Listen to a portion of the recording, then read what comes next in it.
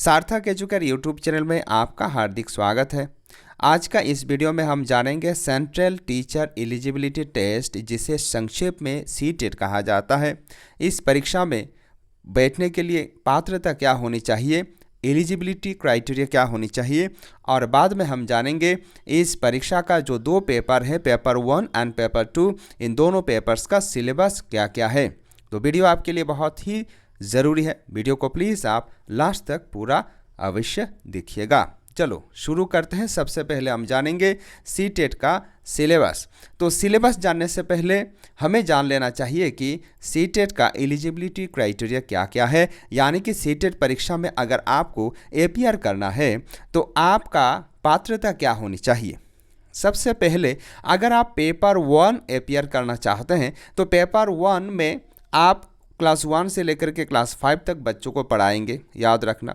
और पेपर 2 में क्लास 6 से लेकर के क्लास 8 तक बच्चों को पढ़ाया जाता है, ठीक है। यानी कि अगर आप पेपर 1 क्रैक करते हैं तो आप प्राइमरी टीचर बनेंगे, ठीक है। और अगर आप पेपर 2 क्रैक करते हैं तो आप अपर प्राइमरी का शिक्षक बनेंगे।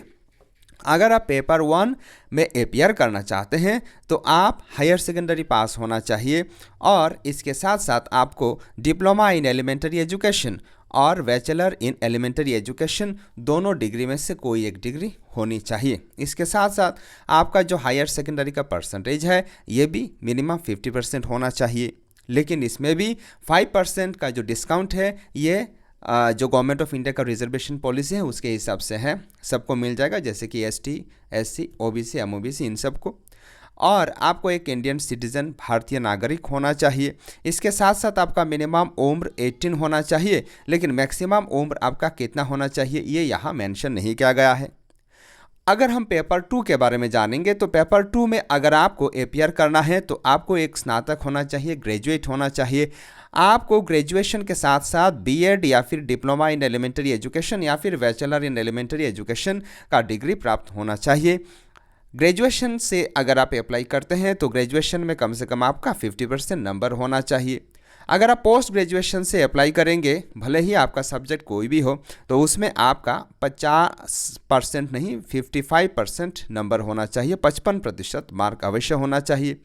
और आपको इंडियन नागरिक होना चाहिए, भारतवर्ष की एक रहने वाले नागरिक होना चाहिए, और आपका उम्र मिनिमम 18 साल होना चाहिए, लेकिन मैक्सिमम यहाँ कोई लिमिट नहीं है।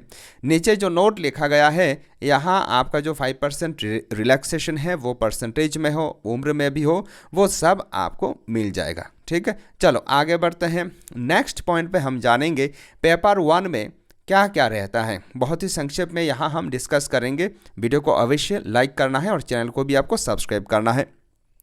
तो पेपर 1 में चाइल्ड डेवलपमेंट एंड पेडागोजी, जिसे हम संक्षेप में CDP कहते हैं, तो CDP से आपको 30 क्वेश्चन देखने को मिलता है। इन 30 क्वेश्चन में से जो 15 क्वेश्चन है ना, ये कंटेंट से पूछा जाता है, और 15 क्वेश्चन आपको पेडागोजिकल इश्यूज से पूछा जाता है। लैंग्वेज 1 जो आपका मातृभाषा है, जिस भाषा में आपका दक्षता, आपका स्किल बहुत ही बढ़िया है, शानदार है, उसी भाषा को आपको लैंग्वेज 1 लेना चाहिए। आसाम के हिसाब से अगर हम कहें तो अगर आपको आसाम का जो सरकारी विद्यालय है उनमें शिक्षकता प्राप्ति करनी है तो आपको ना लैंग्वेज 1 में आप अपना मदर टंग एसामीज़, बंगाली, हिंदी कोई भी ले लो, और लैंग्वेज 2 में आपको इंग्लिश लेना चाहिए, ठीक है। तो ये दो भाषाओं में से आपको क्या करना है, जो बांग्ला, हिंदी, असमिया, इनमें से कोई भी एक हमारे इंडियन जो भाषा है, इंडियन लैंग्वेज है, इनको लैंग्वेज 1 ले लेना है, और इंग्लिश को कॉमनली आप लैंग्वेज 2 ले सकते हैं, ठीक है। तो भाषा में भी सेम 15 क्वेश्चन आपका कंटेंट से पूछा जाएगा, बाकी 15 क्वेश्चन पेडागोजी से पूछा जाएगा, ठीक है। लैंग्वेज 1 लैंग्वेज 2 दोनों में ही सेम है। इसके बाद 4 नंबर पे है EVS यानी कि एनवायरमेंटल स्टडीज़, पर्यावरण अध्ययन से 30 क्वेश्चन पूछा जाएगा, और इन 30 क्वेश्चंस में से 15 क्वेश्चन पेडागोजी से पूछा जाएगा और 15 क्वेश्चन आपको कंटेंट से पूछा जाएगा। लास्ट में आता है जनरल मैथमेटिक्स। अगर आप प्राइमरी टीचर यानी कि पेपर 1 के लिए अप्लाई करेंगे, पेपर 1 में अपियर करना चाहेंगे तो आपको मैथमेटिक्स लेना पड़ेगा। ये अनिवार्य है। मैथमेटिक्स में आपको 30 क्वेश्चंस का आंसर करना होगा। यहाँ भी सेम वही बात लागू होता है। 15 क्वेश्चंस कंटेंट से पूछा जाएगा, बाकी 15 क्वेश्चंस पेडागोजी से पूछा जाएगा। तो कुल मिलाकर के 5 पेपर होता है और 5 पेपर का 150 नंबर होता है। बिल्कुल पेपर 2 में भी यही 150 नंबर होता है और 150 मिनट यहाँ आपको प्राप्त होती है। 150 मिनट यानी कि 2.5 आवर, 2.5 घंटा का ये एग्ज़ाम होता है। 2.5 घंटे में ही आपको 150 नंबर का 150 क्वेश्चन का सही जवाब देना होता है।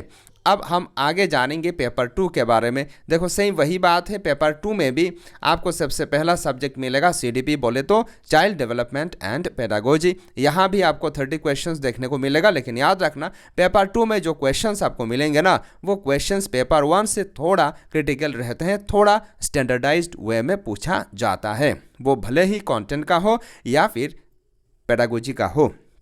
लैंग्वेज 1 में बिल्कुल वही आप अपना मदर टंग को ले सकते हैं और लैंग्वेज 2 में आप इंग्लिश को ले सकते हैं, या फिर अगर आपको पसंद है तो और कोई इंडियन लैंग्वेज को भी ले सकते हैं।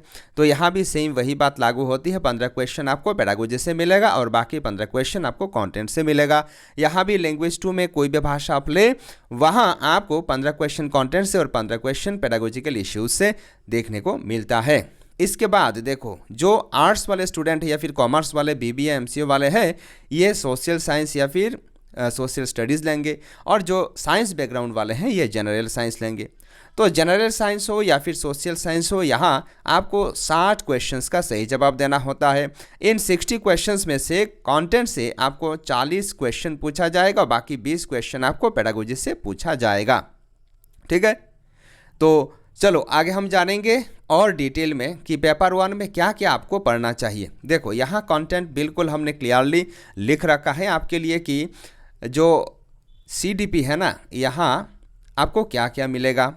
देखो CDP का ये जो कंटेंट यहाँ दिया गया है ना, यहाँ से आपको 15 क्वेश्चंस पूछा जाएगा और ये पेपर 1 पेपर 2 दोनों के लिए बिल्कुल बराबर है। ठीक है, सिर्फ क्वेश्चन का स्टैंडर्डिटी अलग होता है। पेपर 2 में थोड़ा क्रिटिकल वे में पूछा जाता है, बस याद रखना। तो सबसे पहला पॉइंट है concept of development and it's relationship with learning, यानी कि विकास का जो धारणा है और इसका अधिगम के साथ संपर्क क्या है। इसके बाद वाला पॉइंट है principles of development of children, बच्चों का जो विकास है ये किस प्रकार होता है, इसका नीति क्या है। Influence of heredity and environment, वातावरण, पर्यावरण और जो हेरिडिटी है इसका बहुत ही, आनुवंशिकता जो है ये बहुत ही महत्वपूर्ण रोल निभाता है एक बच्चा का विकास में। इसके बाद है सोशलाइजेशन प्रोसेस, सामाजिकीकरण प्रक्रिया। इसमें समाज के साथ हम किस प्रकार बातचीत करते हैं, ठीक है, अपना कुटुंब के साथ, अपना पड़ोसी के साथ, यही सब चीज़ें आती हैं। इसके बाद है पियाजे, कोलबर्ग एंड वाइगोट्स्की, इन तीनों का थ्योरी बहुत ही महत्वपूर्ण है। इसके बाद है child centred education and progressive education. Then critical perspective of construct of intelligence, intelligence यानी कि इंटेलिजेंस टेस्ट का किस प्रकार हम ले सकते हैं, ठीक है, मल्टी डायमेंशनल इंटेलिजेंस। इसके साथ साथ लैंग्वेज एंड थॉट, भाषा क्या है, भाषा के साथ साथ सोच चेतना क्या होता है, हम किस प्रकार सोचते हैं, यह सब चीज़ें हैं। Gender is a social construct, gender जो है मेल फीमेल वाला जो बालक बालिका वाला जो भेदभाव है ना, ये क्या है, ये एक जेंडर बायस है, ये एक स्टीरियोटाइप है, यानी कि इसे समाज द्वारा बनाया गया है, ये नेचुरली नहीं है। ठीक है, इंडिविजुअल डिफरेंसेस अमंग लर्नर्स, जो शिक्षार्थी हैं शिक्षार्थियों के बीच में इंडिविजुअल डिफरेंसेस रहेगा ही, क्योंकि हम दो इंसान कतई एक बराबर नहीं होते हैं। तो इस चीज़ को हमें समझना है और बच्चों को अपना हिसाब से पढ़ाना है। ठीक है, distinction between assessment for learning and assessment of learning. Assessment for learning और असेसमेंट ऑफ लर्निंग क्या है।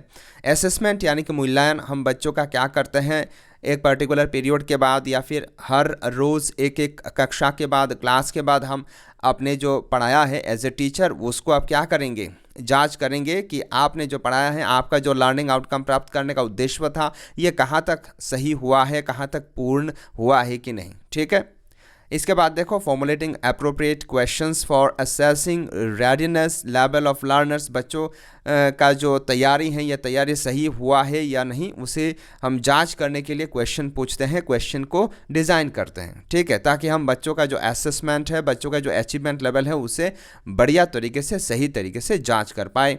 तो ये CDP प्राइमरी स्कूल चाइल्ड यानी कि प्राइमरी अपर प्राइमरी दोनों के लिए बराबर है, याद रखना। आगे हम जानेंगे बी में क्या है, कॉन्सेप्ट ऑफ इंक्लूसिव एजुकेशन। देखो ये बी में और 5 क्वेश्चन पूछा जाएगा, यानी कि इंक्लूसिव एजुकेशन क्या है, जिसे हम कहते हैं समावेशी शिक्षा, ठीक है। समावेशी शिक्षा यानी कि सबको एक साथ मिला करके हम क्या करते हैं, पढ़ाने का प्रयास करते हैं, कोई भेदभाव नहीं। कोई अगर CWS स्पेशली एबल चाइल्ड है तो उसको नॉर्मल चाइल्ड के साथ बिठाकर पढ़ाने को इंक्लूसिव एजुकेशन कहते हैं, ठीक है। तो ये बहुत ज़रूरी है, यहाँ से 5 क्वेश्चन या फिर 5 मार्क बनता है। इसके बाद सी में देखो लर्निंग एंड पेडागोजी। यहाँ पेडागोजी से क्वेश्चन पूछा जाएगा, specially practical implication of pedagogy से क्वेश्चन पूछा जाता है। प्रैक्टिकल क्लासरूम सिचुएशन आपको दिया जाएगा और वहाँ से आपको सही जवाब देना होता है। How children think and learn, बच्चे किस प्रकार सोचते हैं और किस प्रकार अधिगम करते हैं, ठीक है। How and why children fail to achieve success in school performance, school में बच्चे क्यों फेल होते हैं, अपना अचीवमेंट नहीं कर पाते हैं, अपना जो सफलता है उसे क्यों प्राप्त नहीं कर पाते हैं, ये चीज़ है। Basic processes of teaching and learning, किस प्रकार हम लर्निंग अधिगम करते हैं और बच्चों को बढ़ाते हैं, शिक्षण करते हैं। चिल्ड्रन स्ट्रेटजीज ऑफ लर्निंग, बच्चे किस प्रकार बढ़िया तरीके से सीख सकते हैं। Learning as a social activity, सामाजिक कार्य के अनुसार किस प्रकार हम अधिगम को करवा सकते हैं। सोशल कॉन्टेक्स्ट ऑफ लर्निंग, और सीखने का समाज के साथ क्या संपर्क है। इसके बाद child as a problem solver and a scientific investigator, बच्चों को हमें खाली स्लेट की तरह, टेबुलर आशा की तरह नहीं यूज़ करना चाहिए, हमें यूज़ करना चाहिए बच्चों को एक प्रॉब्लम सॉल्वर की तरह और साइंटिफिक इन्वेस्टिगेटर की तरह। Alternative conceptions of learning in children, किस प्रकार हम बच्चों को जो अधिगम है उसका धारणा प्राप्त कर सकते हैं। अंडरस्टैंडिंग चिल्ड्रंस एरर्स, बच्चों का जो गलती है उनको किस प्रकार हम बढ़िया तरीके से सीख सकते हैं, समझ सकते हैं और आगे उनका अधिगम को कंटिन्यू करवा सकते हैं। इसके बाद है देखो बुद्धिमत्ता और इमोशंस, आवेग। इसके बाद है मोटिवेशन एंड लर्निंग, अधिगम और अनुप्रेरणा। इसके बाद है factors contributing to learning, personal and environmental, ये जो वातावरण से और आनुवंशिकता से है, व्यक्तिगत कारण से जो अधिगम है ये प्रभावित होता है, इसके बारे में डिटेल में जानना है। तो ये है CDP का सिलेबस पेपर 1 एंड पेपर 2 के लिए। हमें आशा है आपको समझ में आ गया होगा। अब आगे हम देखेंगे language 1 and language 1 for paper 1 and 2। तो लैंग्वेज 1, यहाँ भले ही आप बंगाली लैंग्वेज ले लो, आप एसामीज ले लो, हिंदी ले लो, लेकिन आपको यही सब पढ़ना होगा, यही सब आपको मिलेगा, ठीक है। तो सबसे पहले देखो लैंग्वेज कॉम्प्रिहेंशन के लिए आपको लैंग्वेज 1 में 2 पैसेज मिलेगा। एक पैसेज मिलेगा प्रोज से या फिर ड्रामा से, और एक पोम से मिलेगा। तो आपको पोम को पढ़ना है या फिर जो पैसेजेस दिया गया है उनको पढ़ना है, फिर उनका आंसर देना है, ठीक है। यहाँ ग्रामर से क्वेश्चन पूछा जा सकता है, इन्फ्रेंस से, एग्जाम्पल से क्वेश्चन पूछा जा सकता है, वर्बल एबिलिटी से क्वेश्चन पूछा जा सकता है, ठीक है। और ये जो पैसेज होंगे ये प्रोज पैसेज में भी लिटरेरी, साइंटिफिक, नैरेटिव और डिस्कर्सिव, ये इस प्रकार से हो सकते हैं। इसके बाद ऑप्शन बी में देखो पेडागोजी ऑफ लैंग्वेज डेवलपमेंट। तो भाषा विकास, लैंग्वेज डेवलपमेंट का पेडागोजी क्या क्या है, इनमें से और 15 क्वेश्चन पूछा जाता है और लैंग्वेज कॉम्प्रिहेंशन से 15 क्वेश्चन पूछा जाता है। तो इसमें सबसे पहला है लर्निंग एंड एक्विजिशन, अधिगम और भाषा को जिस प्रकार हम सीखते हैं। मान लो लैंग्वेज 1 जो है, भाषा 1 जो है हम लोगों का, इसे कहीं हमने विद्यालय में जा कर के कहीं ग्रामर की किताबों को पढ़ कर के नहीं सीखा है, तो उसे अधिगम कहा जाता है। अर्जित किया है भाषा को हमने। प्रिंसिपल्स ऑफ लैंग्वेज टीचिंग, भाषा को किस प्रकार हम पढ़ाएंगे। Role of listening and speaking, listening, अगर आपको एक बढ़िया स्पीकर बनना है ना, तो सबसे पहले आपको एक बढ़िया लिसनर, बढ़िया श्रोता बनना पड़ेगा। तो श्रवण का बहुत ही महत्वपूर्ण रोल होता है, भूमिका होता है कोई भी भाषा को सीखने में। Function of language and how children use it as a tool, भाषा का कार्य क्या क्या है और किस प्रकार बच्चे भाषा को एक टूल के हिसाब से व्यवहार करते हैं। Critical perspective on the role of grammar, grammar का क्या भूमिका है इन लर्निंग अ लैंग्वेज, एक भाषा को सीखने के लिए, और कम्युनिकेटिंग आइडियाज़, और अपना जो सोच है, अपना जो विचारधारा है वो दूसरों के साथ शेयर करने में। ठीक है। Challenges of teaching language in a diverse classroom, क्योंकि हमारे जितने भी कक्षा है ना, ये क्या रहेगा, डाइवर्स रहेगा। यहाँ अलग अलग प्रकार के शिक्षार्थी हम प्राप्त करेंगे, पाएंगे, तो उनको किस प्रकार हम भाषा को बढ़िया तरीके से सिखाएंगे। लैंग्वेज डिफ़िकल्टीज़, बहुत सारे बच्चे ऐसा हैं जो भाषा को बढ़िया तरीके से बोल भी नहीं पाते हैं, सीख भी नहीं पाते हैं, क्या क्या समस्या करते हैं, क्या क्या उनका समस्या है, ठीक है, बीमारी है भाषा को लेकर के। इसके बाद है लैंग्वेज स्किल, भाषा का स्किल क्या क्या है। Evaluating language comprehension and proficiency, भाषा का कॉम्प्रिहेंशन, बोध गम्यता किस प्रकार बच्चों का है, कहाँ तक सही है, भाषा को किस प्रकार ये लोग सही तरीके से प्रोफिशिएंटली यूज़ कर पा रहे हैं कि नहीं। Speaking, listening, reading and writing, तो स्पीकिंग बोलना, लिसनिंग श्रवण करना, सुनना, रीडिंग पढ़ाई करना, पढ़ना, एंड राइटिंग, ये जो चार है ना LSRW, ये बहुत ही महत्वपूर्ण है। ठीक है, लेखन, इन सब पर हमें बहुत ही बढ़िया तरीके से सीखना चाहिए, ज्ञान रहना चाहिए। टीचिंग लर्निंग मटेरियल्स, तो टीचिंग लर्निंग मटेरियल्स यानी कि TLMs में क्या क्या है, टेक्स्ट बुक है, मल्टीमीडिया मटेरियल्स है। ये जो वीडियो आप देख रहे हो ये भी एक मल्टीमीडिया मटेरियल है, multilingual resource of the classroom. इसके बाद है रेमेडियल टीचिंग, बहुत ही महत्वपूर्ण है, क्योंकि बच्चों का जो समस्या है उसको ठीक करने के लिए हम जिस प्रकार या फिर जो भी एफर्ट लगाते हैं, जो भी कक्षा, जो भी क्लास बाद में लेते हैं ना, उसे रेमेडियल टीचिंग कहा जाता है। ठीक है, चलो आगे बढ़ते हैं। लैंग्वेज 2, अगर आप पेपर 1 और पेपर 2 में कोई भी भाषा लो तो आपको यही सब करना पड़ेगा। सेम वही बात है, यहाँ जो पेडागोजी है ये बिल्कुल हमने जो लैंग्वेज 1 में बात किया वही सब है। 15 क्वेश्चन यहाँ भी है और कॉम्प्रिहेंशन में सब बराबर है, लेकिन यहाँ ना 2 प्रोज पैसेजेस आपको देखने को मिलेगा।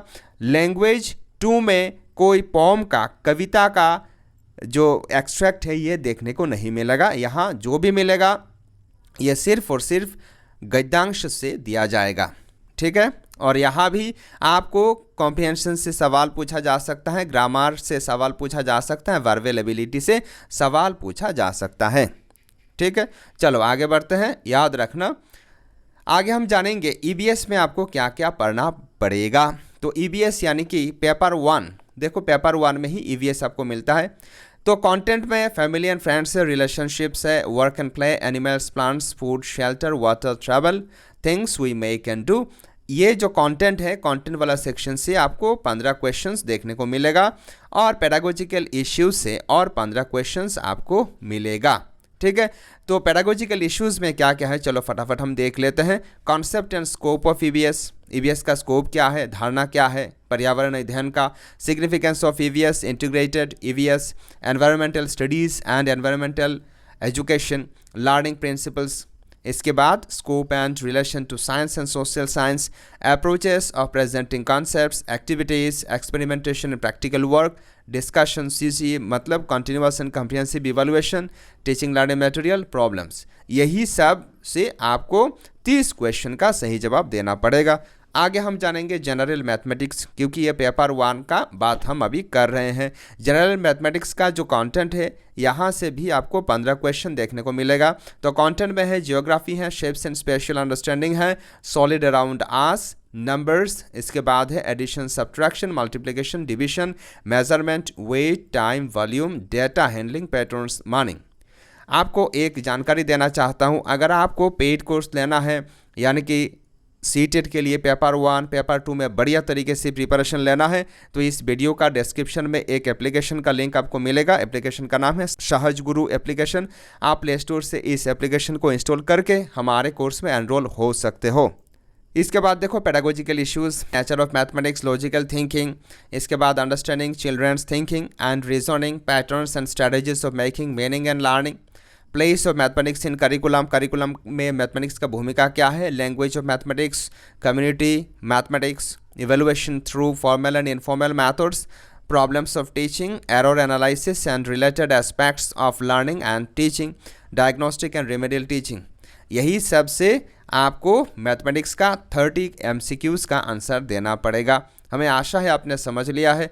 अब आगे हम डिस्कस करेंगे सोशल साइंस पेपर 2 के लिए। कंटेंट में देखो यहाँ 40 MCQs पूछा जाएगा, सोशल साइंस या फिर जनरल साइंस, आप दोनों में से कुछ भी लो, लेकिन आपको कंटेंट से 40 क्वेश्चन का सही जवाब देना है।